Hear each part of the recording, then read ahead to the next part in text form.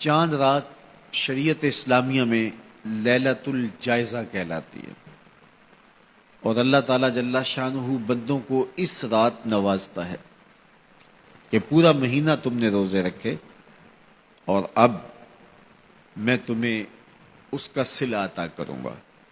اور لیلۃ الجائزہ میں اللہ عیدی عطا کرتا ہے اور بندوں کو وہ عطا کرتا ہے جو وہ سوچ بھی نہیں سکتے کہ ہمارا مالک ہمیں کیا کیا عطا کرتا ہے۔ ہر شخص جو عیدی دیتا ہے وہ اپنی طاقت کے مطابق دیتا ہے نا۔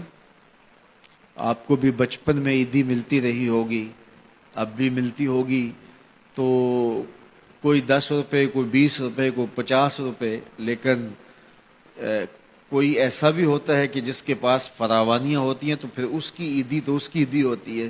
تو ہر شخص اپنی کیپیسٹی کے مطابق ہی عیدی دیتا ہے نا۔ تو یار جب ایک عام آدمی 10-20 روپے دے دیتا ہے، لیکن جس کو اللہ نے بڑا نوازا ہو تو وہ پھر 500 روپے کا نوٹ آپ کو دیتا ہے کہ جناب یہ عیدی ہے آپ کی، تو پھر اللہ کتنی عیدی دیتا ہوگا، وہ کتنی کرم نوازیاں فرماتا ہوگا۔ تو یار جب عیدی لینے کا وقت ہو اس دن ہم بازار میں ہوں، جب عیدی لینے کا وقت، کچھ لوگ اپنے سارے کام اور ساری خریداری چاند رات کے اوپر چھوڑتے ہیں کہ اس رات کو ہم بازار جائیں گے۔ کچھ لوگوں کو شوق ہوتا ہے اس رات بازار جانے کا، حالانکہ بازار شر الاماکن، بری جگہ، سب سے بہتر جگہیں اللہ کے گھر مسجدیں ہیں اور سب سے بدترین جگہیں بازار ہیں۔ تو مجبوری کے ساتھ بازار میں جایا جاتا ہے، آپ کی مجبوری ہے کچھ خریدنا، اور اگر آپ کاروبار کرتے ہیں تو آپ کی مجبوری ہے کچھ بیچنا تاکہ آپ اس خرید و فروخت سے اپنے بچوں کا رزق کما سکیں یا اپنی ضروریات کو وہاں سے جا کے خرید کے لا سکیں، تو وہ مجبوری ہے۔ تو مجبوری کے لیے آپ وہاں جا سکتے ہیں، اور ہمیں حکم دیا گیا دیر سے جاؤ جلدی واپس آ جاؤ۔ مسجد میں حکم دیا گیا ہے جلدی جاؤ دیر سے واپس آؤ۔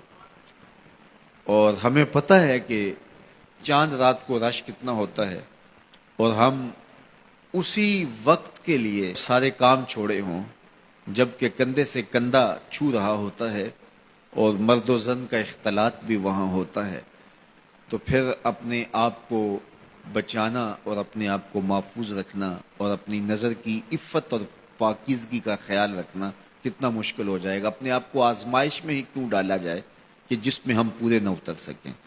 تو اس لیے یہ بات ذہن میں رکھیے گا کہ یہ لیلۃ الجائزہ ہے، یہ جھولی پھیلا کے رب سے مانگنے کا وقت ہے، یہ بازاروں میں آوارگی کا وقت نہیں ہے۔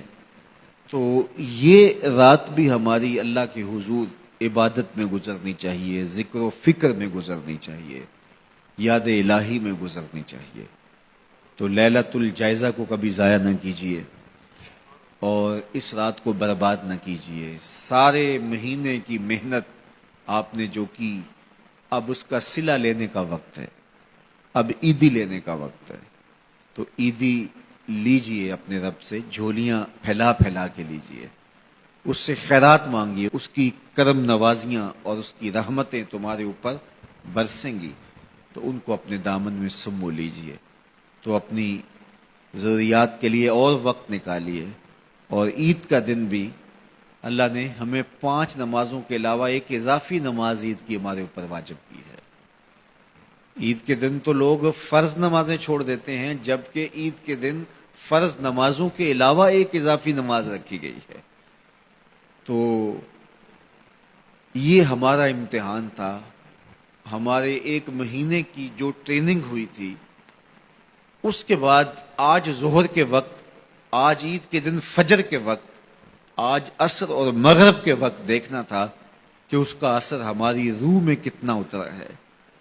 اور میں کہتا ہوں کہ جب مسلمان سارا مہینہ روزے رکھیں، تراویح بھی پڑھیں اور نمازیں بھی ادا کریں، اور عید کے دن فجر کے وقت مسجد میں نمازی نہ ملے، ظہر کے وقت آدھی صف ہو، تو شیطان تو بڑا خوش ہوتا ہوگا، وہ تو بڑا راضی ہوتا ہوگا کہ یہ پڑھتے تھے نمازیں اور تراویح اور کیا کیا کرتے تھے، پتہ چلا نا کہ ان کے اندر کچھ بھی نہیں اترا، اور یہ جہاں کھڑے تھے اس سے بھی نیچے لڑک کے آ گئے۔